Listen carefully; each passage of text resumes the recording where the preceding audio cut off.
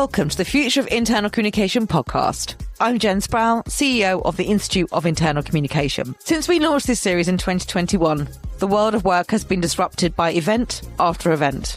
A pandemic, geopolitics, AI, extreme weather events, remote and hybrid working, generational shifts, inclusion, diversity. The entire nature of how we work needs transformation. This podcast explores opportunities for internal communication in the future of work. Internal comms is a critical function that helps organisations achieve lasting change, building trust and relationship between people in pursuit of shared goals. Please join me, Dominic Walters, and Kat Barnard as we dissect what this means for internal communication. With relentless change the new normal, it's time to reimagine our profession. Hello and welcome to a new episode of the Future of Internal Communication podcast. I'm Kat Barnard, as ever, joined by Dom Walters and Jen Sproul. And I think we're going to have a really interesting conversation today. I think it's possibly an understatement to say that 2026 so far feels like it's been about 400,000 days long.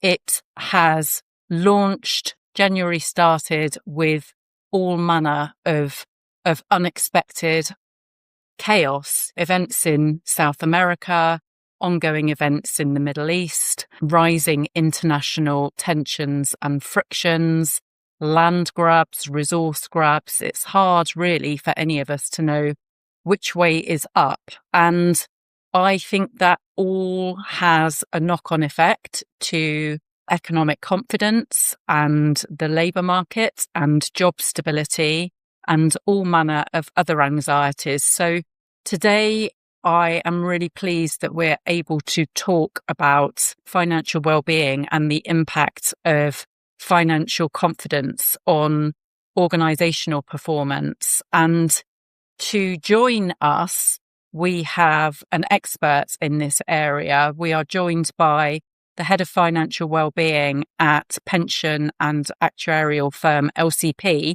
Heidi Allan. Welcome, Heidi. Hi, it's really nice to be here. Thanks for inviting me. Brilliant. I'm just going to give listeners a tiny bit of background about you, Heidi, and then we'll kick into what I think is going to be a very lively and animated conversation. So you've been in the pension and employee benefits industry since the early 90s. So you've been looking at progressive change over the course of 3 decades, and you've worked with organisations from both a consulting and provider perspective. In the last decade, you have produced and authored a number of thought leadership papers on many facets of employee well-being. And today your work involves helping businesses understand their workforce and the challenges that they are likely facing from a financial perspective, supporting those businesses and helping provide a valued, engaging and well-communicated benefits package. So you will have seen so much change in sidestep, I guess, with the way in which the wider economic landscape has ebbed and flowed over the last 30 years. And I hope you're not in disagreement with the way that I introduced 2026. Just thinking about your work in 2026, what do you think are the largest threats to financial confidence and capability amongst people of working age? So thanks for that introduction. It's quite a scary prospect to think I've been doing this for that amount of time, because I don't feel like I have in some regards, but in other regards, it feels like it's kind of been a lifetime passion. In terms of largest threats, I think that's a really interesting question. It kind of boils down to sort of 3 key areas, and they're all actually intrinsically linked with each other. I think one of the biggest threats is the denial when people are starting to feel a little bit uncomfortable or a little bit out of control. And by not seeking help soon enough or not recognising those pivotal moments that are starting to have them spiral into financial difficulty, that's a real big challenge. One of the reasons for that is linked to stigma around asking for help. So internally recognising when someone's feeling sort of vulnerable or a bit worried or concerned, and then not being able to put the hand up or sort of put the head above the parapet and say, actually, I'm feeling a little bit uncertain about this, and actually asking for help and support. That then is sort of directly linked to the third threat, and that is around information overload. So we're at a point now where there is so much information out there. We have a generation who are turning to social media, TikTok, Instagram, for example, as a source of information. Then we've got the onset of artificial intelligence and surfacing that information. So actually what we're finding is people are turning to those areas because there is no human interaction. So that reduces that stigma barrier. But actually what that does is that leads them open to the potential for misinformation or giving them information that is meaning that they take action or they seek solace in products or services that maybe might not necessarily be the most suitable. I do completely agree with sort of the challenges and how you've summed up the start to 2026. And I think we've got some real challenges, but we've also got some really good opportunities to help and support people as well. I think it's really interesting. We are living in a culture that is so deeply influenced and shaped by capitalism and mass consumption. When you talked about the first piece, which is denial, that really struck home to me. It must be so incredibly difficult for anybody to admit that their spending or their debt level is getting uncomfortable when the pervasive culture in which we are immersed day in, day out celebrates mass consumption, expenditure, having the right car, the right phone, the right clothes, the right holiday, the right postcode, the right schooling for your kids, even down to, which is one of my personal bugbears that we won't go into great detail on, but pet care. When did our pets become surrogate babies? And the amount of money that people spend on their furry creatures in this day and age, everything is an invitation for spending money. And I think if you literally can't keep up with the proverbial Joneses, it must be incredibly difficult to arrive at a point of truthfulness with yourself where you can say, I can't afford this. Yeah, absolutely. And if you think about where things have come from and where we are currently, and people often talk about that social media perception and about putting filters on photographs so that you've got the perfect complexion or you've got the perfect hairstyle or you've got the perfect body, sort of tweaks and tucks here and there in terms of using filters on your photos. Actually, what we're finding is people are doing the same thing with their financial health and their physical health as well. And to a certain degree, to their mental health as well.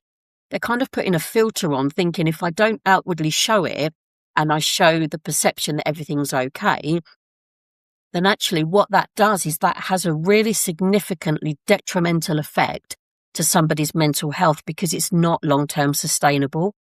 And that's one of the reasons why physical health, mental health and financial health are so intrinsically linked with each other. I find this whole thing fascinating because I've got 3 daughters in their 20s and we have lots of debates and discussions about debt. And they do seem to have a very different view from my generation that was brought up in the 80s, 70s and 80s about debt. So it'd be really interesting to understand, I guess, look at the negative for a moment. What are some of the most shocking discoveries that your research at LCP has shown about financial well-being? Yeah, so actually one of the misconceptions is people always say to me, surely sort of worrying about money is an issue either for the youngsters just starting out, that is true. For those on lower incomes, surely those are the ones that are struggling the most. But actually that's not the case. It might surprise you, and anyone that's read any of the research that I've put out into the public domain might be surprised to think that it's actually those earning between £70,000 and £100,000 that are the most financially sort of struggling. So there's a number of reasons for that. We've got the perception and the stigma that we spoke about earlier. And Kat, as you mentioned briefly a moment ago as well, it's around people in the workplace. If they are in managerial positions, which at that salary level they're highly likely to be, and they are managing teams, they're responsible for budgets. Some industries, they might have a profit and loss line that they're responsible for as well. How can they, in all honesty, put their hand up and say, I'm struggling financially or I'm struggling with my personal life, when there's an expectation that they're good with these things? There was a thing that I used to talk about, saying seniority doesn't necessarily mean I'm good with money. And there's a lot of truth in that. So I think that's definitely something that would shock a lot of people. As I say, there's a number of reasons for that. Generally, most of the time, if somebody's in financial difficulty, especially when they're a little bit more financially mature, it could be circumstances outside of their control. Often it is, more so than poor behaviours. It could be a relationship breakdown. It could be cost of living. That's been a huge issue for so many people and was the catalyst for a lot of people struggling with their financial health. But also more mainstream, we've seen a number of youngsters, so sort of young adults, really struggling to get on the property ladder. So a lot of them are staying in the family home with parents for a lot longer than traditionally would have been. As you mentioned, Dom, back in the 70s and 80s, it was a very different life experience to what we're experiencing now. So that's added further financial complexity. A lot of time, the youngsters are looking to bank of mum and dad to help with the deposits to get them on the property ladder and all of those kind of things. We've also got the loss of things like child benefit for people earning in those higher brackets as well.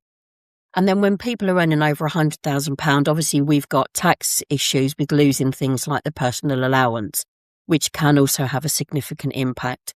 So that particular group is really struggling. They've got the highest levels of borrowing, the lowest levels of saving, the highest levels of things like payday lender use and buy now, pay later.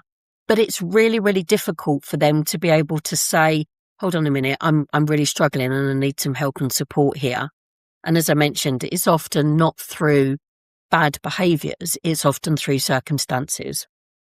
The other element which I wanted to touch on in terms of most shocking discoveries is actually looking at some of the diverse groups within the workplace. Now, it might surprise you or might not that around half of UK employees, so 49% from our latest research, said they didn't feel confident dealing with their everyday finances.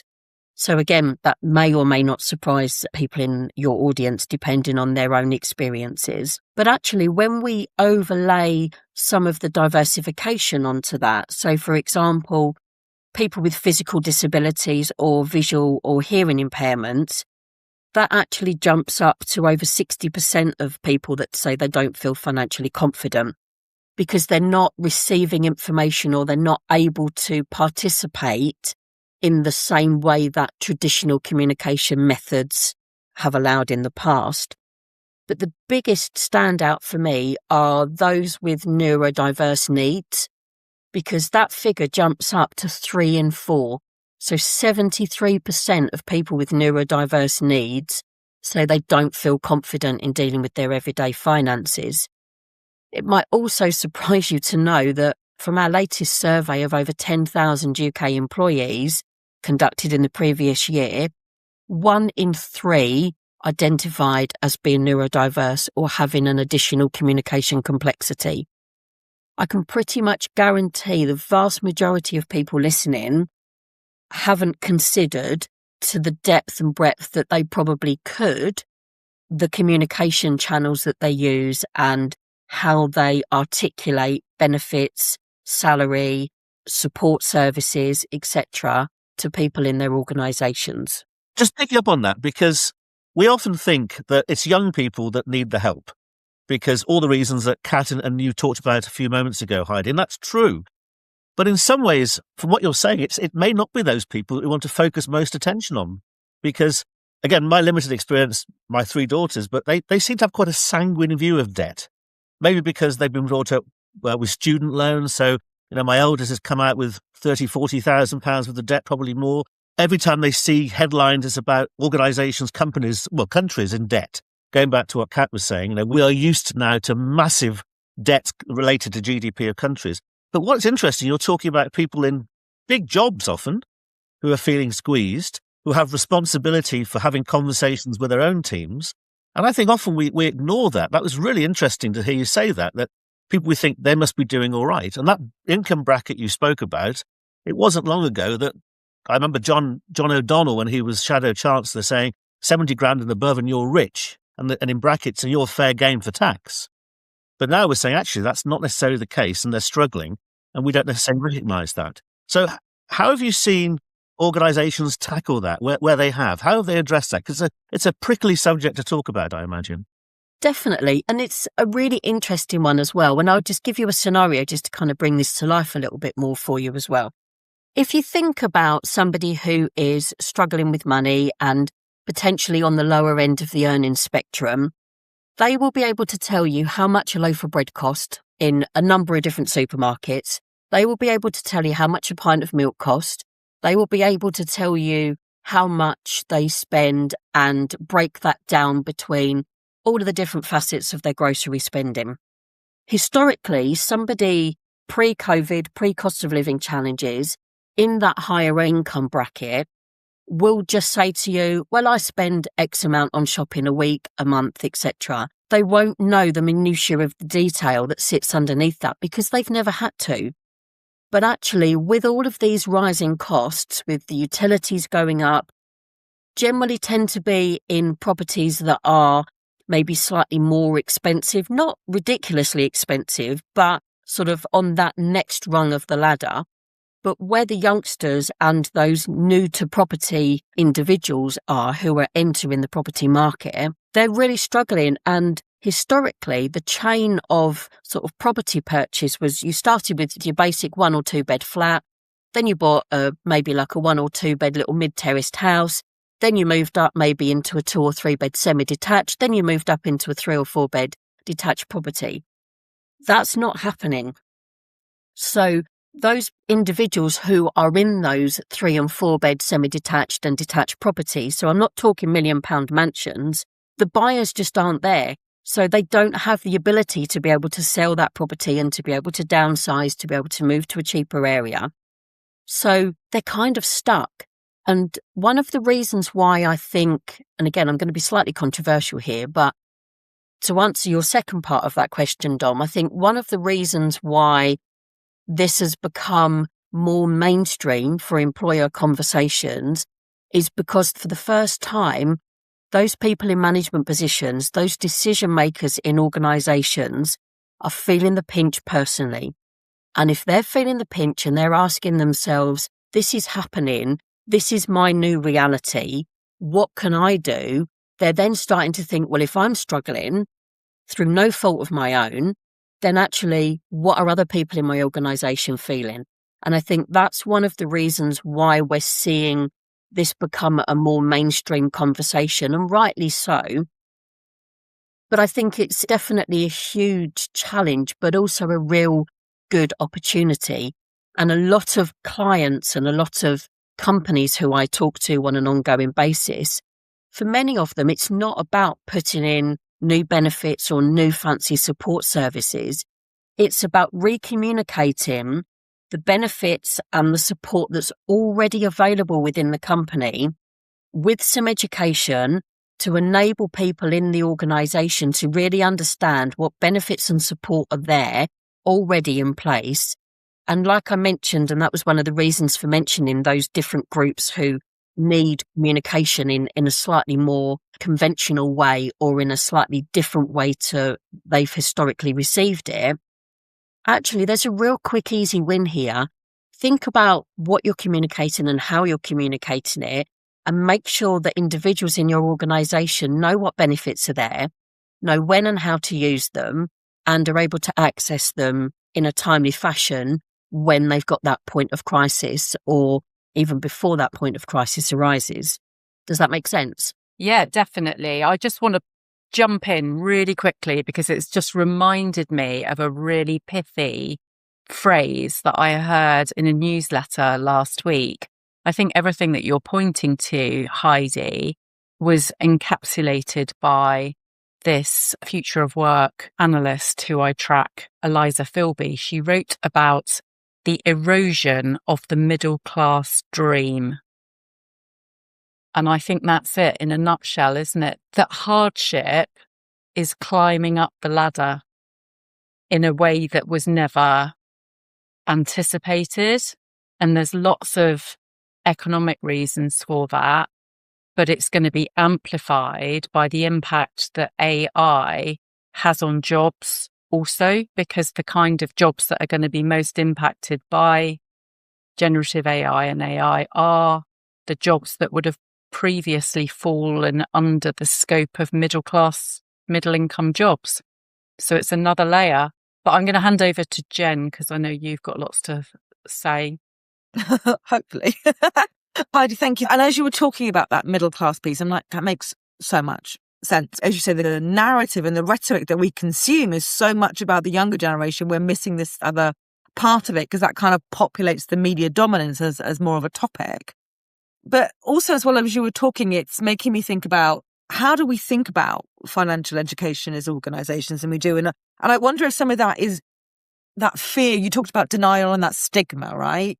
And I wonder how much of that is also deep rooted in the culture of organisations and the culture of employment, as in we are not allowed to discuss salaries.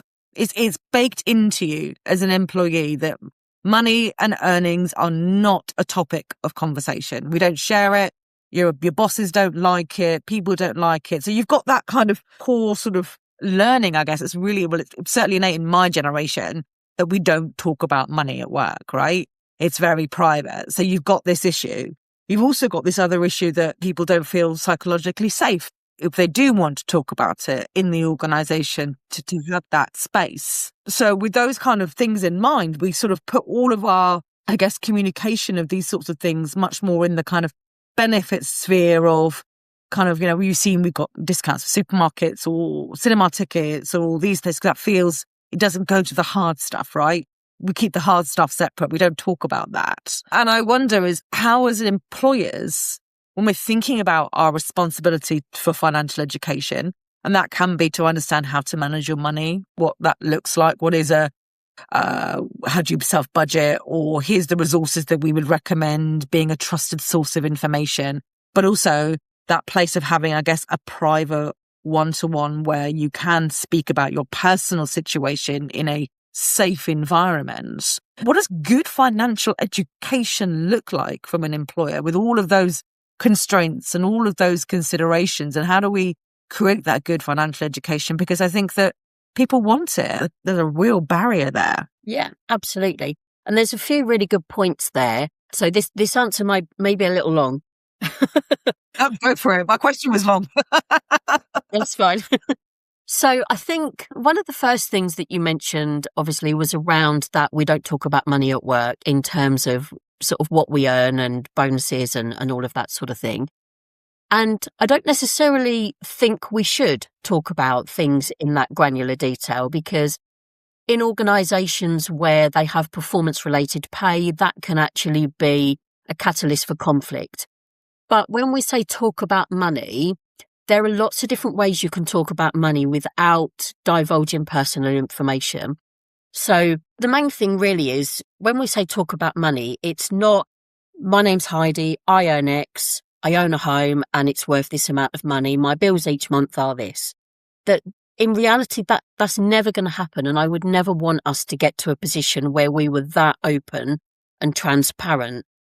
But actually, when we think about talking about money, it's more around things like, I've got a goal and I'm really saving really hard for it. Is there any additional overtime because I've got this thing that I really want to achieve? It could be that somebody's struggling with a big goal and actually they might want to have a conversation to say, actually, how can I break that down? Well, let's break that big goal. Let's say, for example, it might be we want to get married and you've got a budget for the wedding. Actually breaking that down, instead of having, let's say, hypothetically, I'm plucking fingers out the air, £20,000 for the wedding. that is really, really difficult to achieve. And actually, from a psychological perspective, that is a really big goal and a really big mountain. But if you break that down and you say, right, so my first goal is I want £1,000 to secure the venue. That's my goal for now. Right, okay, so when I achieve that goal, brilliant, let's put a tick next to that. My next goal is I need £500 to cover flowers, for example. That's your next goal. Then once you've achieved that, you move on and so on and so forth. So it's about breaking down those big ticket items into smaller, more manageable chunks. And if you think about it, we do that in the workplace already. And that is already a conversation that individuals have with their team managers, or they should have with good team managers, ongoing.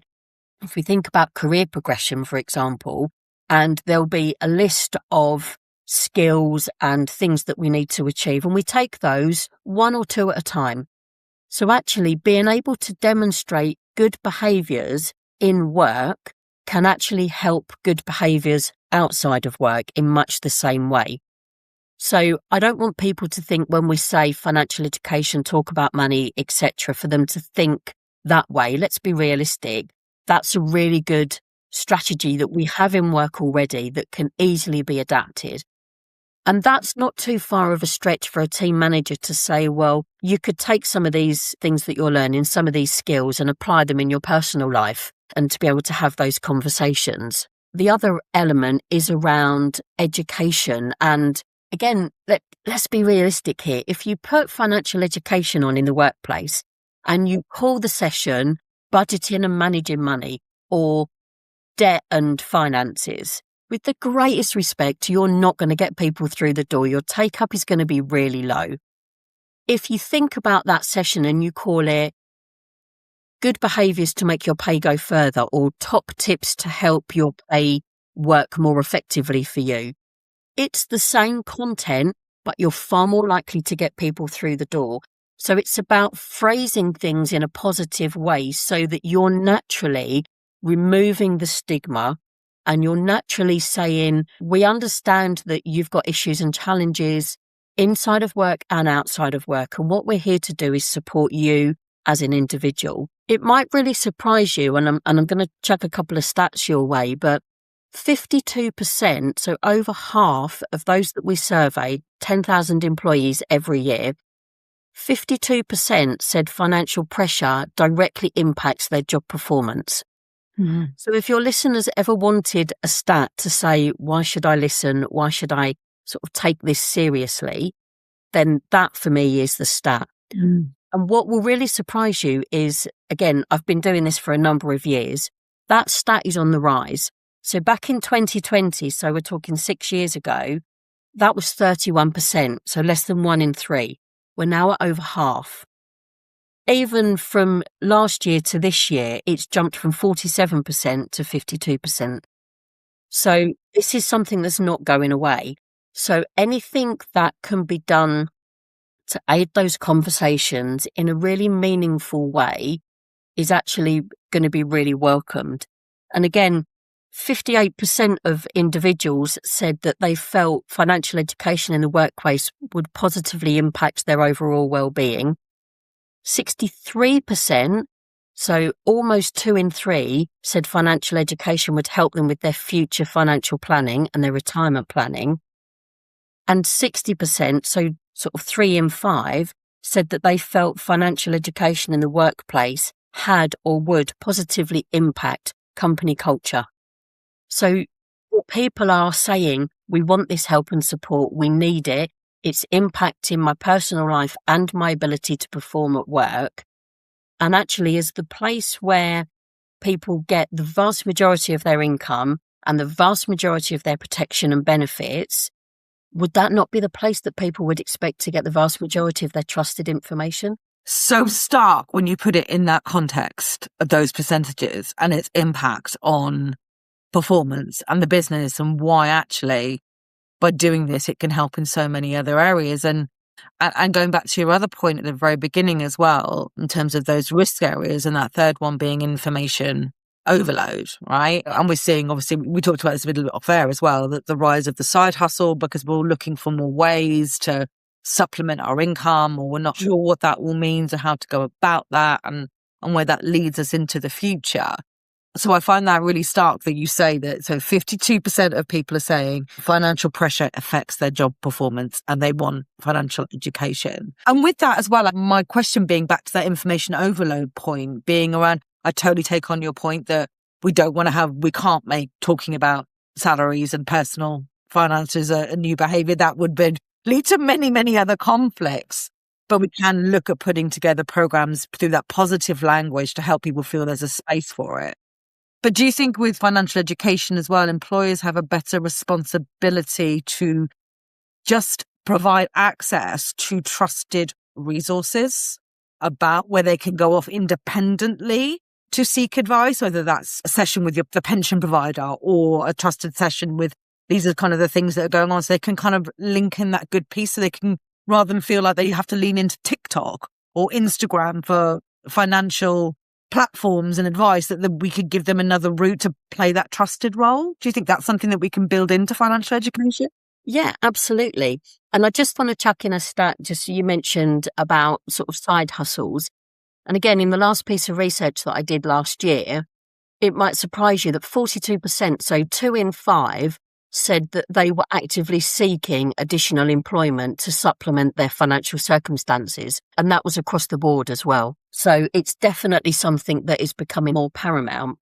But in terms of sort of the trusted sources of information, I think that there's a couple of things here. And the first really is for your listeners to err on the side of caution.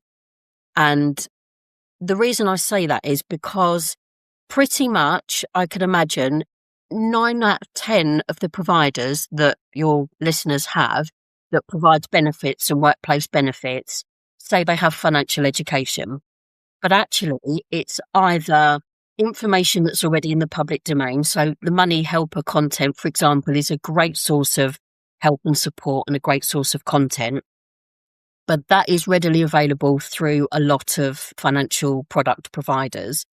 And the second element is where it is generated by that product provider, we run the risk of that information being product specific and leading people to an end product. So we need that information because people need to understand the products and understand the services and understand when and how they're suitable and when and how they're not suitable. But financial education should be that. It should be education, non-product, non-service, non-bias, purely educational to build knowledge and understanding. If it is talking about product specific, then that's product promotion, and they're two very different things. So when it comes to information overload, and I think probably a lot of your listeners may fall into the category of having multiple providers that provide education, that actually can increase that information overload. And it's really difficult for organisations to really understand who takes the lead voice. And that's a piece of work that organisations probably should think about in terms of the information flow and what the employee journey looks like. But it's definitely something that organisations are taking more seriously, which is really encouraging.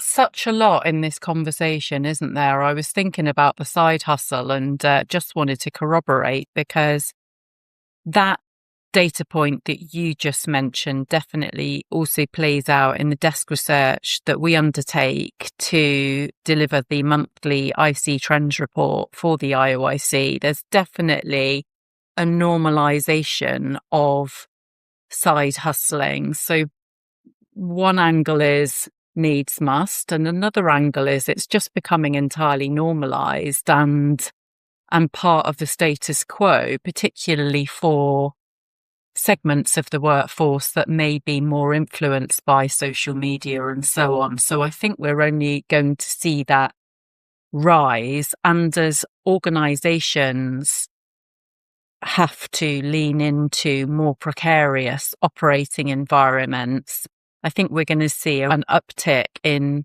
what we've been calling the on-demand element of the labour market. And so if we see an increase in the number of people working on a consultant, non-permanent basis, or a fractional basis, or a part-time basis, or whatever those elements will be, then I think if I was going to go bold, I would say we might have peaked out now at full-time permanent employment, and we might be looking at new ways, new norms around gaining access to a sustainable income. And I think it is going to be multifaceted.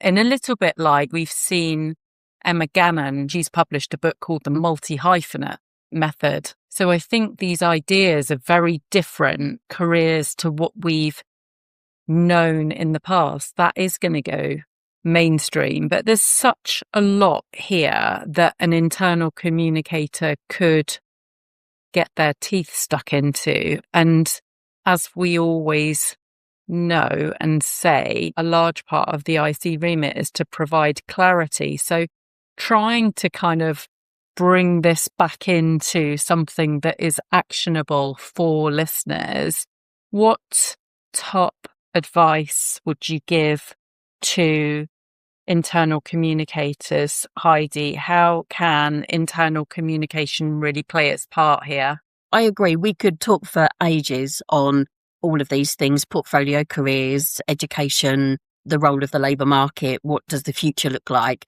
Sort of to your point of bringing it back, I think it boils down to a couple of really simple things just to get people started. I would say understand your employees is the first one. So organisations have a wealth of data available, both from their payroll, but also from benefit providers. So actually really use that data to understand what benefits people are using. Are those benefits fit for purpose? That whole lead voice, how do all of those benefits fit together? And really ensuring that the communications are broken down into cohorts so that people are really receiving the messages that are going to relate to them the most.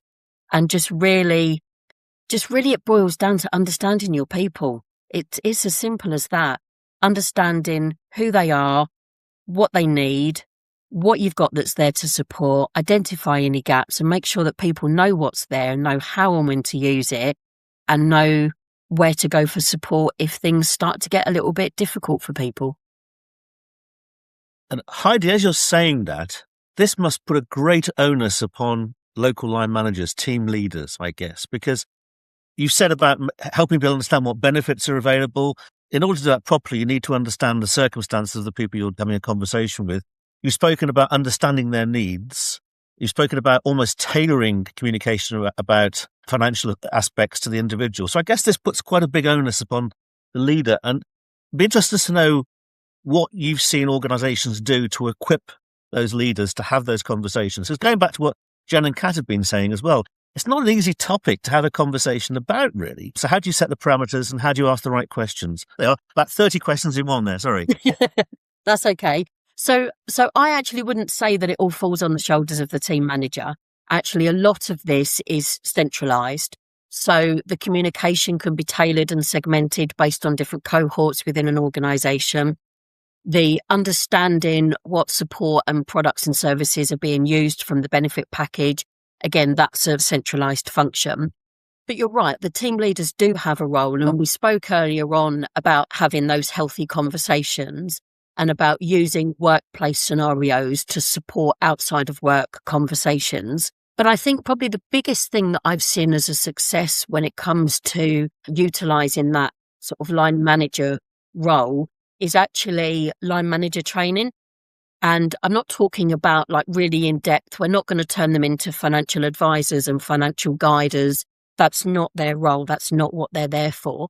But actually equipping them to be able to spot when someone's acting out of character, to be able to spot when somebody's displaying signs of stress or anxiety.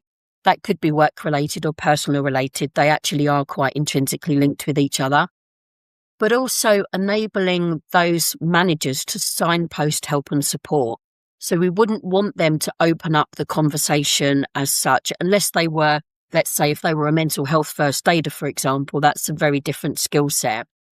But generally, making sure that the line managers understand the benefits, understand the role of HR, and understand the support that's available, and to enable them to be able to signpost people to the right person in HR or to the right product or service is definitely where I see the role of team leaders firmly sitting in all of this. And that makes huge sense. So a bit of understanding, but also being able to ask the right questions and knowing when to stop, I suppose. Yes. And that must also give line managers huge confidence when they're going to have these conversations. Heidi, thank you very much. I mean, it's been an immensely helpful conversation. We've covered huge amounts of areas that will help communicators get even better at helping people understand the finances and getting support and help around it. You've also helped me personally, because actually my middle daughter's coming to live at home again at the end of this week. And one of the things she wants to do is to talk about sorting her finances out. So you've given me a framework for that. So for all of that, thank you so much for joining us. It's been a fantastic conversation. Thanks so much indeed.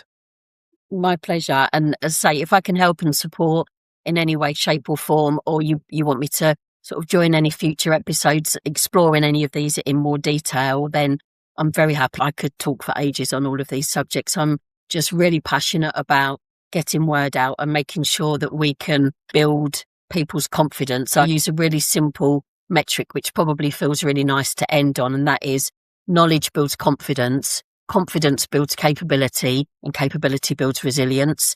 And I think that's a really simple mantra that we can all take forward. Love that. Thank you. That is amazing. And I will make sure that your resources, particularly your reports, are included in the show notes for this episode so that listeners can download and reflect at their leisure. Perfect. Sounds good. Thanks ever so much. Thanks for listening today. If you like what you've heard, please like and follow us wherever you access your podcasts.